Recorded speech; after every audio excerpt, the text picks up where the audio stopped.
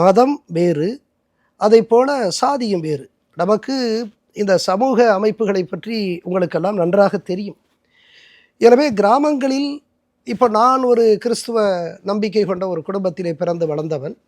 ஆனால் கிராமங்களிலே கிறிஸ்துவர் என்று சொல்வதை காட்டிலும் சாதியை குறிப்பிட்டுத்தான் சொல்வார்கள். இதுதான் நம்முடைய சமூக நிலை நிலை.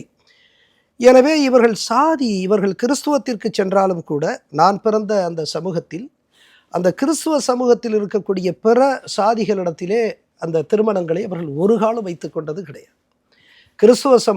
கிறிஸ்துவ அந்த மத நம்பிக்கை கொண்ட ஒரே சாதிக்குள், எந்த சாதியில் நான் பிறந்தேனோ அந்த சாதிக்குள் தான் அந்த திருமண முறைகள் எல்லாம் இன்றைக்கு வரைக்கும் நடந்து கொண்டிருக்கிறது. கலப்பு திருமணம் எப்படி நம்முடைய இந்து சமூகத்தில் எப்படி நடக்கிறதோ ஆங்கொன்றும் இங்கொன்றுமாக, அதை போலத்தான் கிறிஸ்துவ சமூகத்திலும் அது ஒரு இந்து சமூகத்தினுடைய நீட்சியாகத்தான் திருமணங்களை பொறுத்த வரைக்கும் இருக்கிறது என்பதை நாம் புரிந்து கொள்ள வேண்டும்.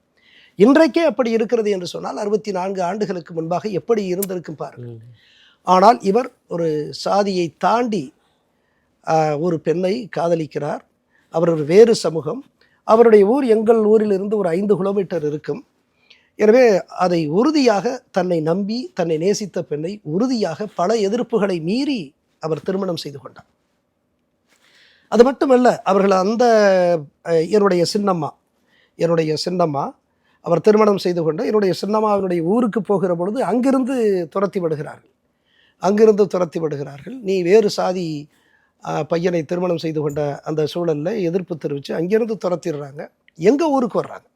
இன்னும் சொல்லப்போனால் எங்கள் ஊர் புதுக்கோட்டையிலேருந்து விராலிமலை அப்படிங்கிற அந்த இதில் நெடுஞ்சாலையில் தான் இருக்குது. அவர்களை சொன்னதை நான் சின்ன பிள்ளையில் சொன்னதை கேட்ட நினைவு எனக்கு இருக்கிறது.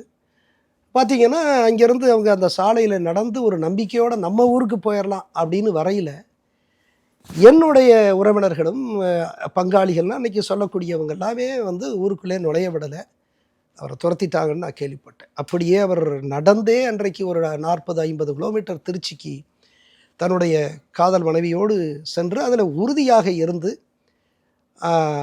தான் நேசித்த அந்த பெண்ணை திருமணம் செய்து கொண்டு அதற்கு வாழ்க்கை நடத்துவதிலும் உறுதியாக இருந்திருக்கிறார்.